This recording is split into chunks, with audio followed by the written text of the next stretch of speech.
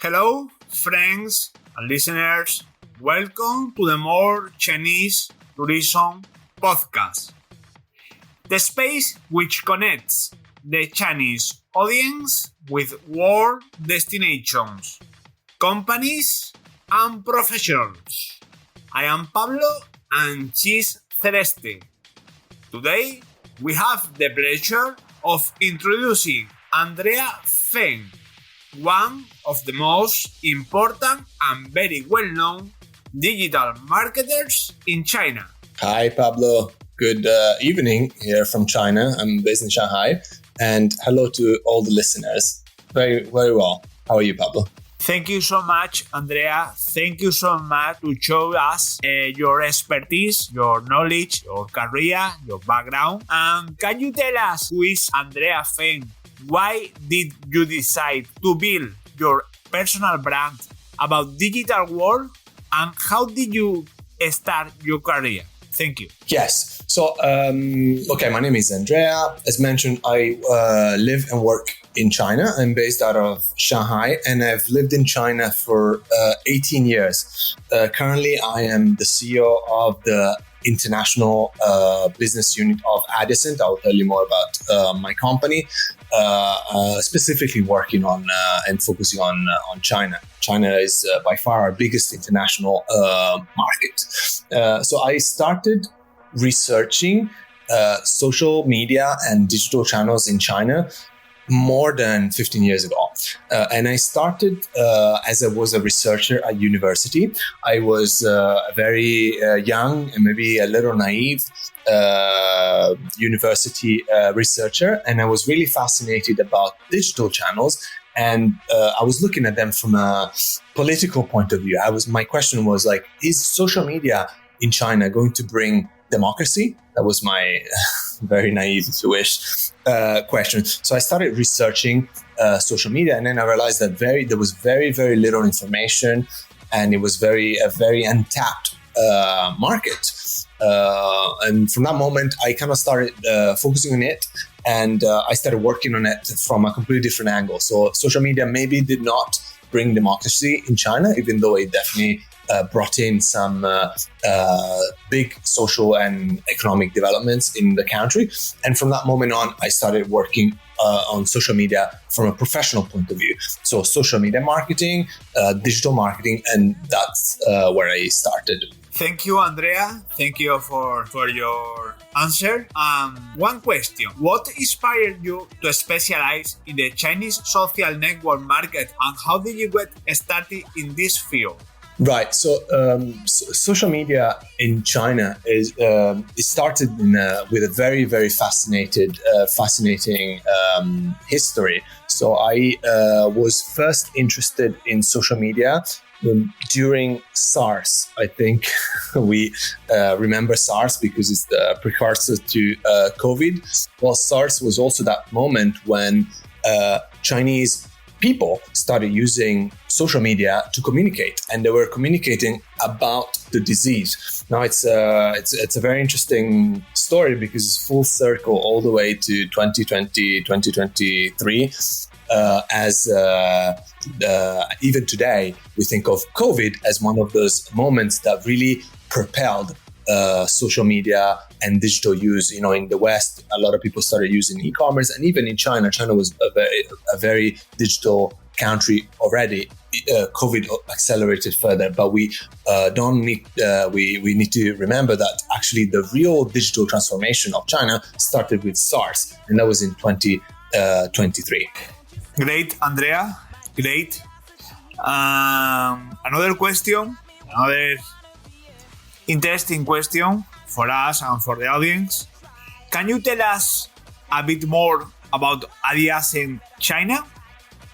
And the second question, how has your experience been so far?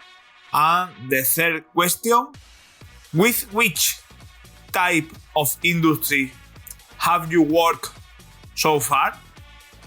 Right. So as mentioned, I started working with digital channels in China around 2008.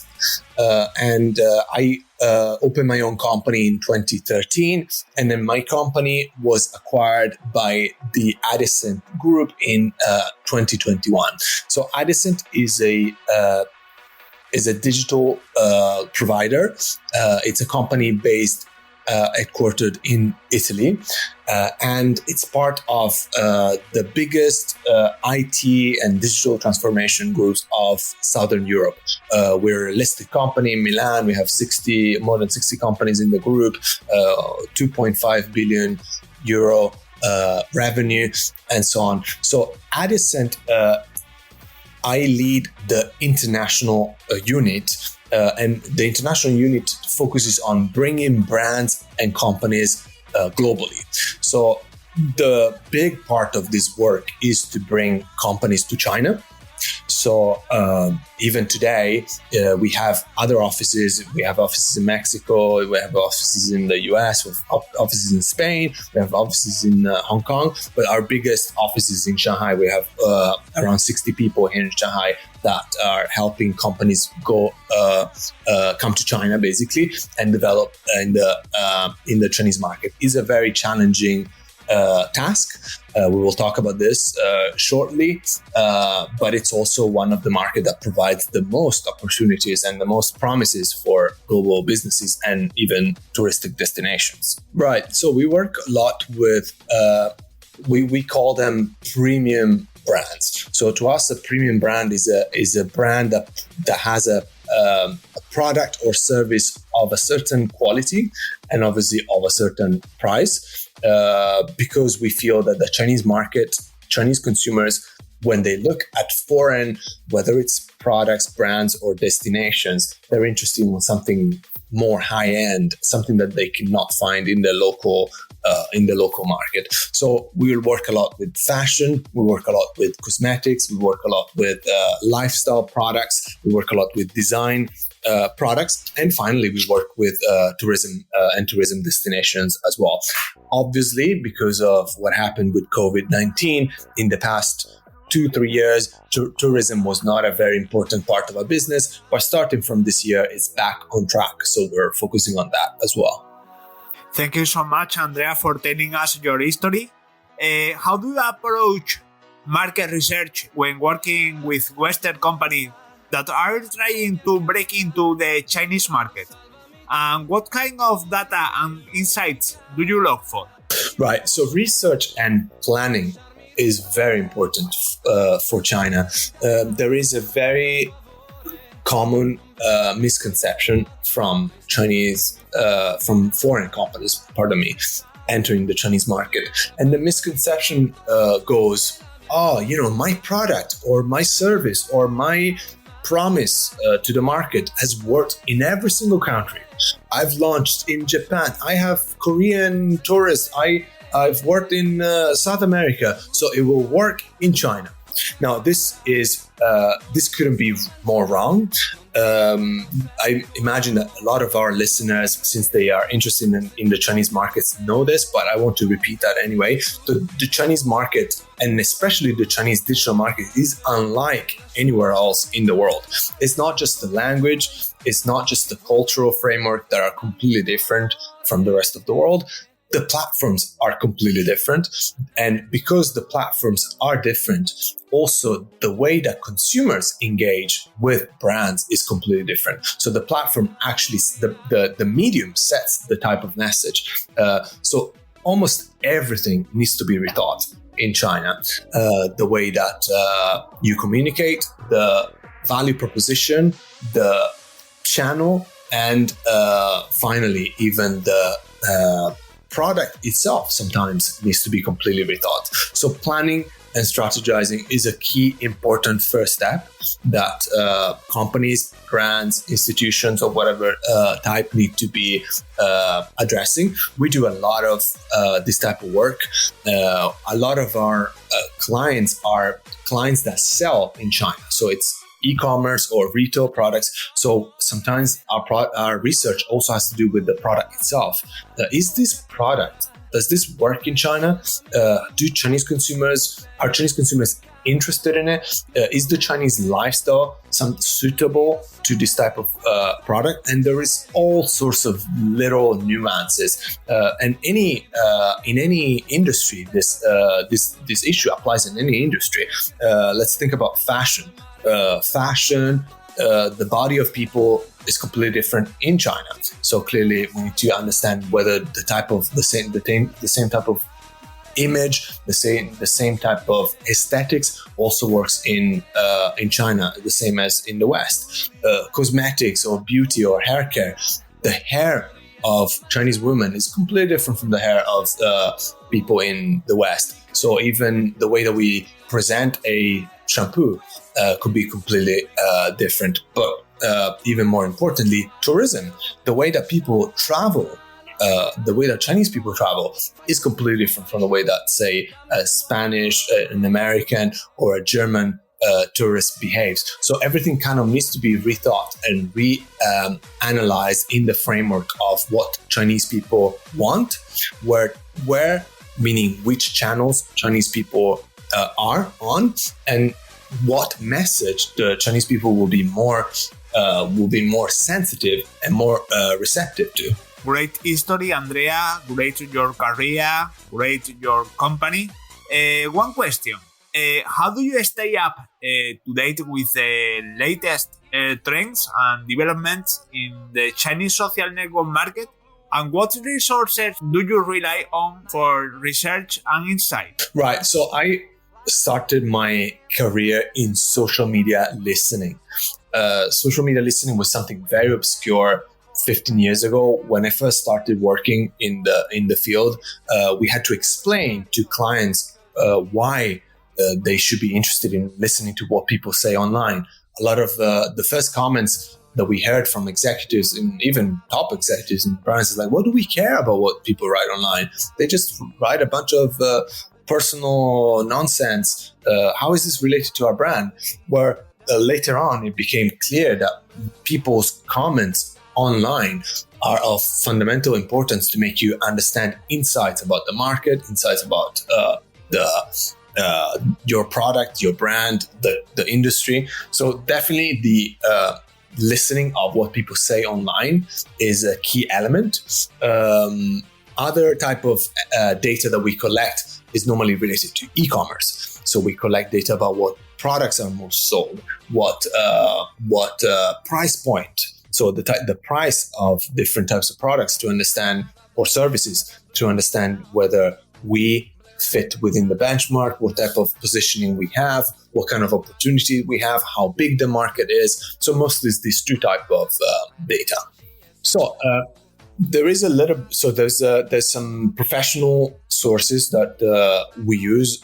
We follow a lot of I'm sometimes even personally friends with a lot of the journalists and a lot of the researchers that focus on the Chinese markets. And there aren't that many that really are based in the market, based in China, based in Shanghai, and really produce quality work. So we follow a lot of this material. A lot of this also we match with our own research. So we publish our own set of publications and reports. We have recently published a report on the status of Italian cosmetics brands in China.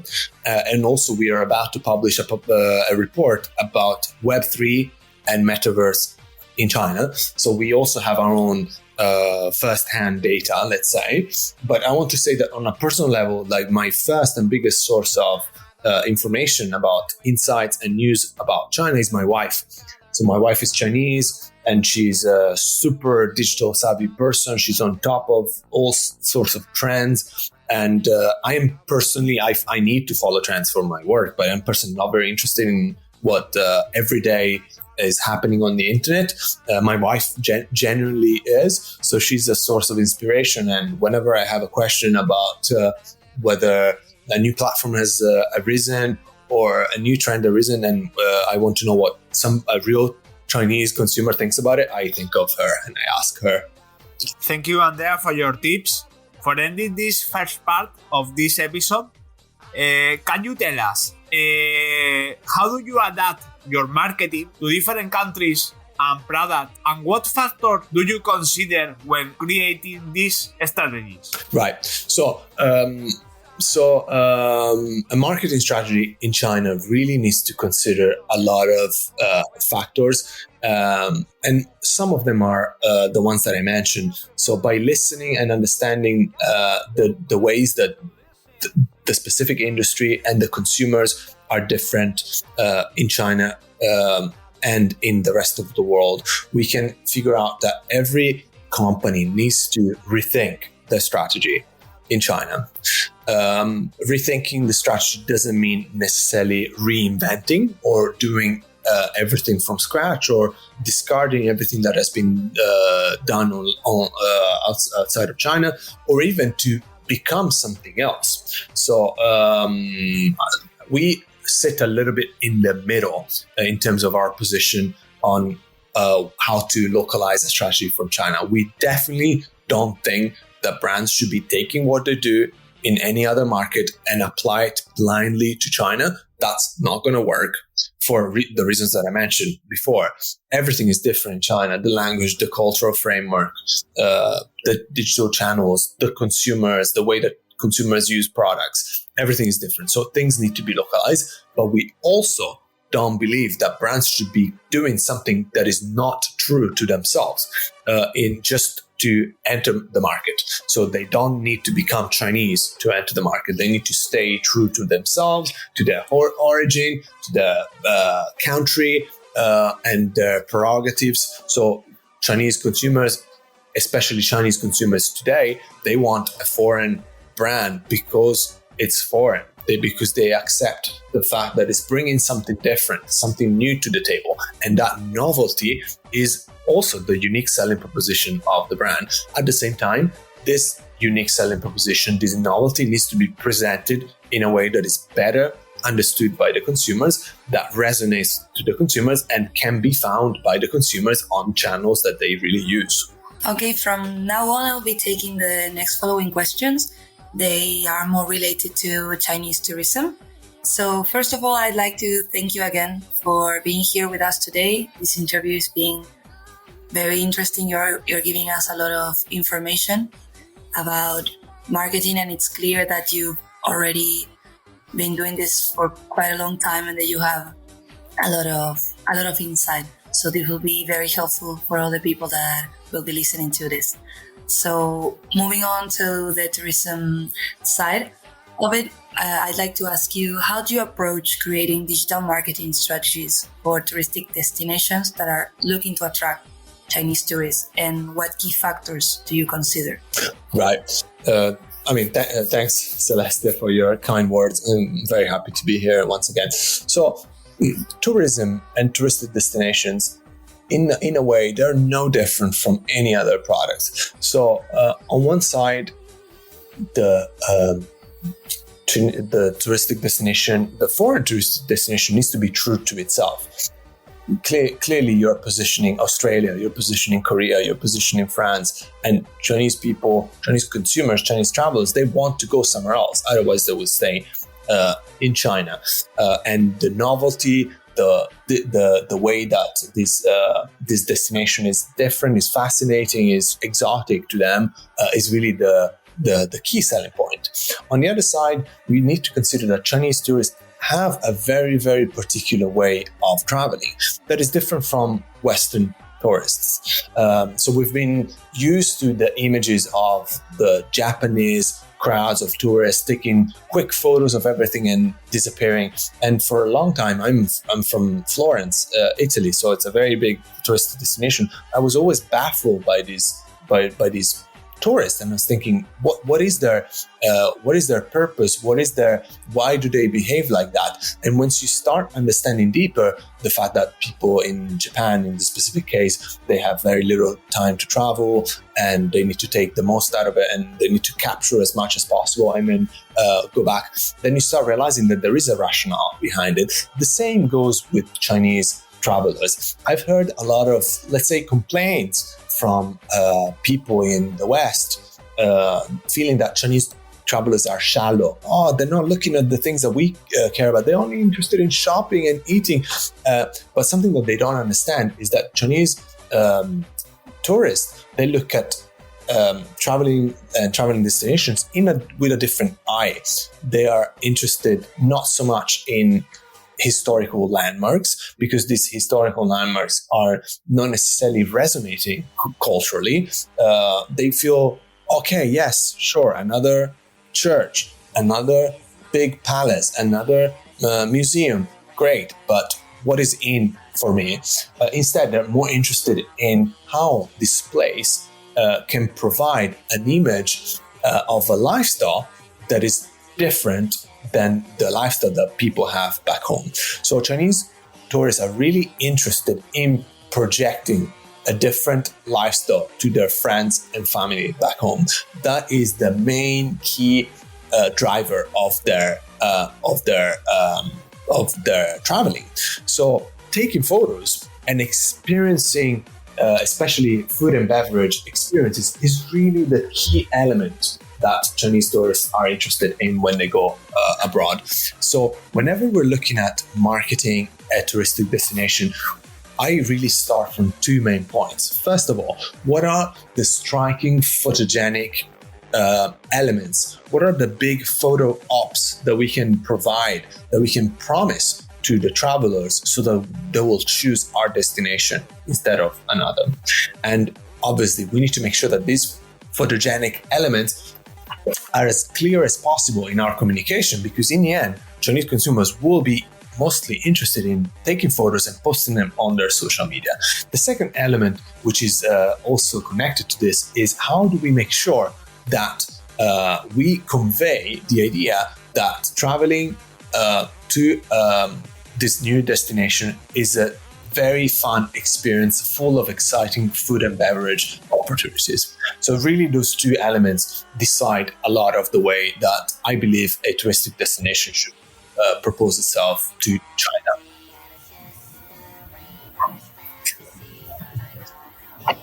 That is a very interesting point of view. And I will follow with a few of your previous experiences. Can you describe the digital marketing strategies used in Australia, Denmark, and Italy to target Chinese tourists, and what do you think has made them successful? Right. So Australia has traditionally been very, very good at targeting Chinese consumers. I started working with the Australian Tourism Bureau, must have been 15 years ago.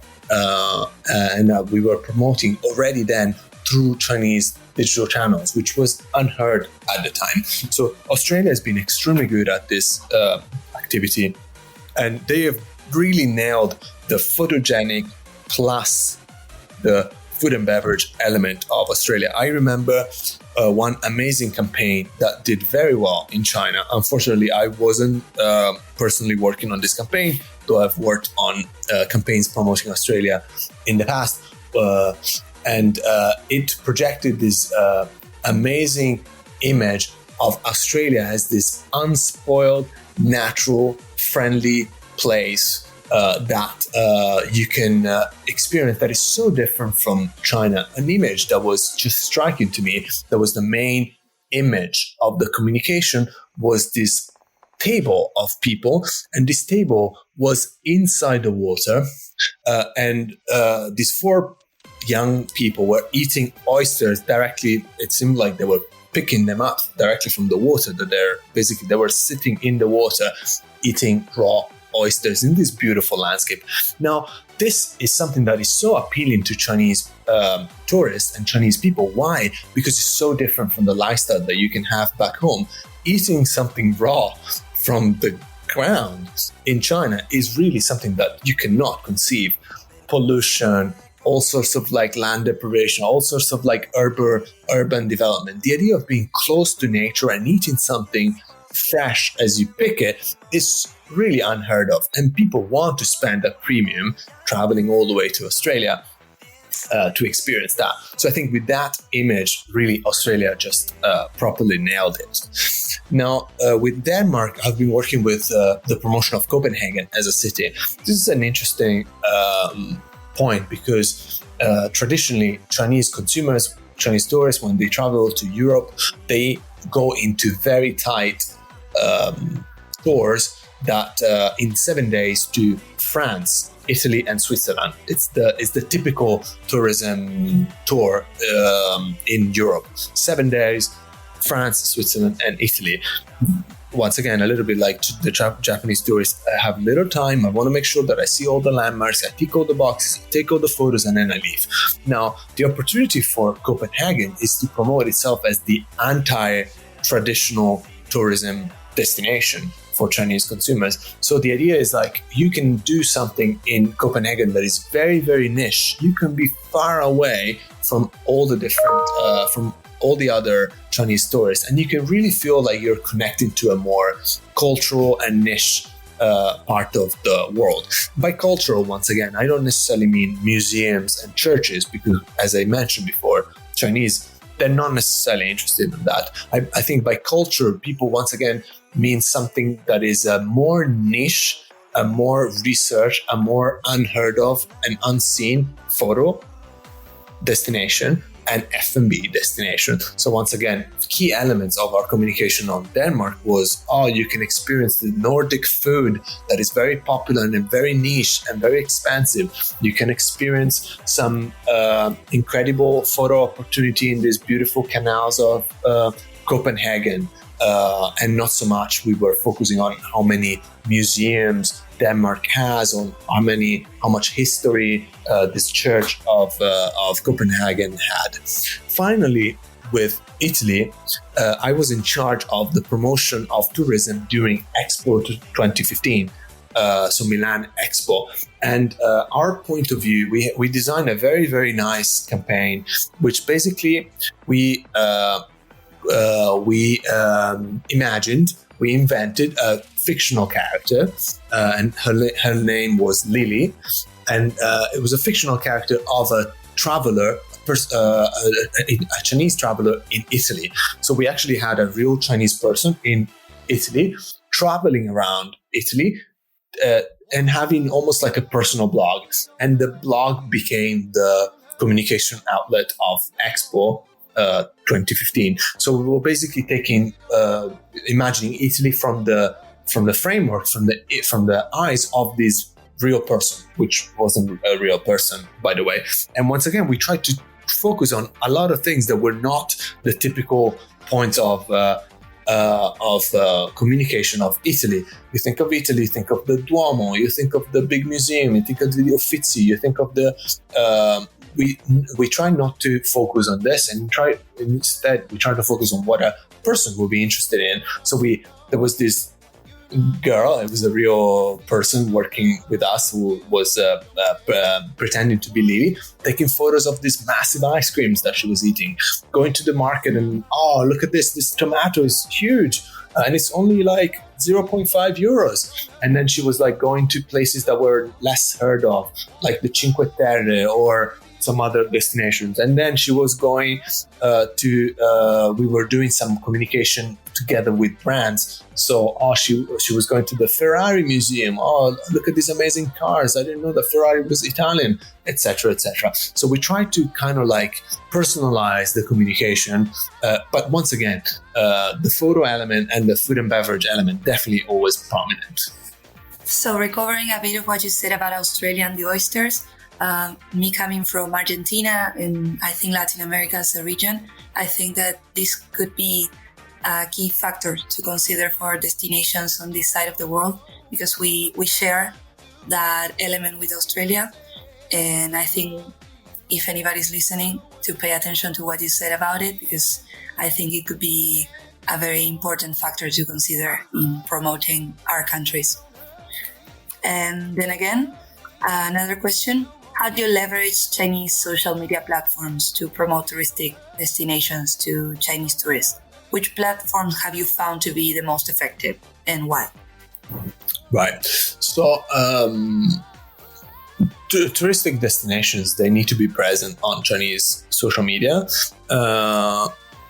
because Chinese social media really provide the outlet to show the photogenic angle, photogenic angle. So Chinese people want to pick a touristic destination based on how good the photos will look when I go there and when I come back and I show them to all my friends. So the platforms that are best suited to this is the platforms that are focusing on photos and videos. So I would definitely pick two platforms. One is Douyin. Douyin is the Chinese TikTok. So short videos, because obviously videos, just like photos, can give this idea of like how photogenic a place is. And another platform called Red, or also called 小红书, Little Red Book, which is something akin to Instagram, if you wish. And once again, people want to scroll through beautiful photos and be appealed by the photogenic aspect of a destination. And we've already have talked a little bit about this, but in your opinion, what are the most significant cultural difference that Western companies and touristic destinations in particular need to be aware when targeting Chinese tourists through digital marketing channels? And how do you help them navigate this difference? Well, I mean, I can not stress enough how important the photogenic aspect is. So if somebody wants to promote to Chinese tourists, the first and foremost thing that they need to do is take good photos. And by good photos, I don't necessarily mean staged photos, but I mean photos where the lifestyle, the color, the craziness, the exoticism can really stand out. So that is really the main aspect. I see so many incredible destinations, whether they're hotels, whether they're restaurants, whether they're countries that really don't pay enough attention to the type of photos that are posted online. Half-baked photos of the food, dark settings for the breakfast tables, in general, like dimly lit areas or destinations. So all of this will put a Chinese tourist off. So that is the number one thing that they should be focusing on. About technology, what do you think technology will play in the future of the touristic industry in China? And how do you anticipate digital transformation will continue to shape the tourism industry in the coming years? Right. So, I mean, China is an extremely tech-savvy country. We don't have time to expound on this point, but really, I think it's the country where the adoption of technology is highest, and expectations of travelers after COVID is that this type of technology is present outside of China as well. I give you a very specific example. It's very common today in a Chinese hotel to have robots that serve you, so that provide door service, and they can help you with the concierge. So like you order a bottle of water, a robot comes and delivers it to the door. Now, when Chinese travelers are going back to the rest of the world to travel, I think they will be a little disappointed by the fact that the travel industry in the rest of the world is very backwards. My wife is going to Italy next week, and she's booking things on Airbnb, and she was like, she found a nice little place, and she found out that this Airbnb did not have Wi-Fi, which is something that is completely inconceivable for a Chinese tourist. So I think if the rest of the world wants to lure the Chinese travelers, they really need to consider technology as part of it. Okay, so we have 5 more questions. Pablo, do you think you want to follow with those? I totally agree with you, Andrea. Another interesting question for you. What are some of the biggest challenges that Western companies face when trying to sell their products in China? And how do you help them overcome these challenges? Right. Yes, Pablo. So Normally, there's a lot of different challenges when companies are trying to sell products in China. There's very basic ones and quite complex ones. The basic ones have to do with the product itself. Is the product suitable for the Chinese market? I've said a lot already about how consumers use products in a different way, so I'm not going to repeat that. But something else that people need to keep in mind is packaging. So whenever you're selling a product in China, packaging is very important. Chinese consumers want to open a beautiful package, and a lot of Western products don't have this element to it. They maybe focus more on the product itself, the quality of the product. But what about the package? That's not very important. Whereas in China, packaging is the number one thing to do. So one of a very simple challenge that we help companies solve is to improve packaging. Then obviously there are way more complex challenges that really vary depending on the type of product. Is the message that we're sending to consumer correct? Will consumer be willing to pay this type of price for this type of product? The competition that products have from Chinese local products is also strengthening, increasing by the day. And also, I need to stress the fact that Chinese products are now of a generally quite high quality and a comparable level of functionality to Western products. So there are challenges that need to be addressed for sure. Okay, Andrea, now we have the last question for you. In my opinion, this question is the most important, the most attractive question for you.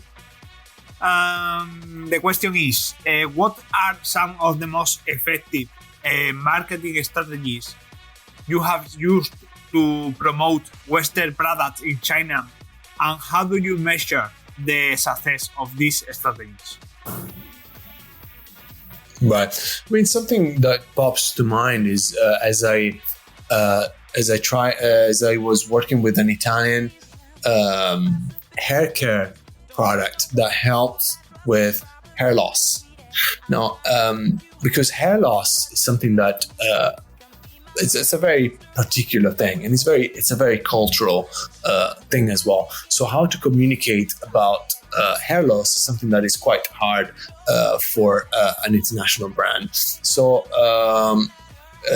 with that, also the fact that a lot of medical claims in China cannot be used as freely as in the West. So, for example, in this case, we couldn't use the word hair loss. So we could only mention that this product was useful for strengthening the hair or to soothing the scalp. So all of this made communicating this product extremely challenging. In the end, this was a very, very challenging product, and the way that we worked around the launching in China is really to try and focus on its more lifestyle and the fact that it had a very good smell and the fact that made you feel freshen up and refresh your scalp rather than focusing on hair loss. So in the end, the whole hair loss element we deleted completely. Okay, Andrea, now we have the last question for you. In my opinion, this question is the most important, the most attractive question for you. The question is, what are some of the most effective marketing strategies you have used to promote Western products in China, and how do you measure the success of these strategies? Right. So there is no one fit all type of strategy for the Chinese market. Digital channels are completely different from the rest of the world. Chinese consumers react to things in a in a completely different way to the rest of the world, and they're moved by completely different things than a lot of the Western consumers. So I think, in one sentence, if I have to say which is the most effective way to approach the Chinese market, especially through digital channel, is by doing effective planning. So with good planning, you can get around and you can navigate a lot of the uncertainty of the Chinese market. Planning means everything. It means to start thinking about whether your product, whether your touristic destination, whether your service can work in China. So understanding if there are already products or services or destinations like yours, if they have been successful in the past, how much do they sell in the market? Is yours comparable to them? Do you have anything better than them? Can you be more cost effective than them? Then planning also means to understand where your consumers are. Who is your target consumer? Younger, more Western educated consumers, or older, more traditional people? Based on this, you will make a lot of different choices about the type of communication activities that you will do, the type of message that you will choose, and obviously the channels that you will be in. And then finally, you have to plan your activities itself. What kind of channels am I on? Do I place advertising? Do I drive traffic to this channel or that channel? So without effective planning, I think all of the rest becomes quite difficult to measure. So in one word, I really recommend international companies, brands, destinations to engage with professionals and be helped into make some proper planning in the Chinese market so that they can be successful. Okay, and with this, we reached the final point of this episode today with Andrea. I'd like to thank you again for joining us and for sharing with us all this relevant information. You've been very clear, and you share with us a lot of key points where our listeners can take information from and begin developing their businesses in the Chinese market, either for direct tourism or other related products. I think you gave us a lot of useful data for this point. And well, if the listeners want to be in the last of the news of Chinese market, you can join our private group in Telegram, clicking in the link below the description of the show today, or through WhatsApp, sending us a message with the word ALTA, ALTA, to the number +34637 301456. Thank you, Andrea. Thank you so much. Thank you. Thanks, Celeste. Thanks, Pablo. Thanks all.